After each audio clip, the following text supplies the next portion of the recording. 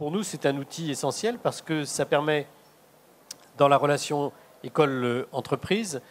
de mieux appréhender certains métiers, de mieux appréhender certains univers professionnels, de voir effectivement qu'il y a des codes qui sont différents de ceux de l'école, qu'il y a des modes d'organisation différents de ceux de l'école.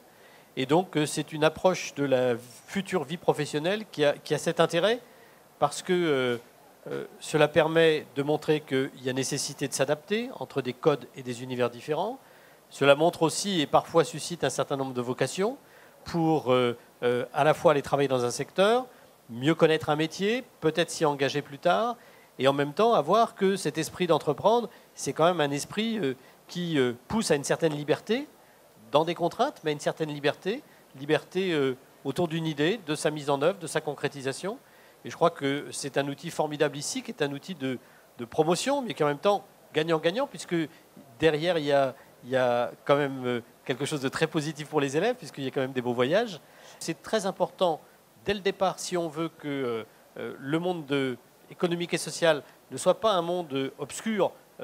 difficile à comprendre, si on veut que ce soit un monde qui soit un peu mieux appréhendé par les enfants, il faut relativement tôt les amener sur la base d'un projet qui est choisi par les enfants, à rentrer dans ce monde et essayer de le découvrir à travers ses codes et à travers ses process et les produits qui en sortent. On essaie aujourd'hui, je dirais un peu plus qu'hier, de décloisonner l'école et de l'ouvrir un peu sur le monde extérieur. On a toujours dit que l'école devait être sanctuarisée,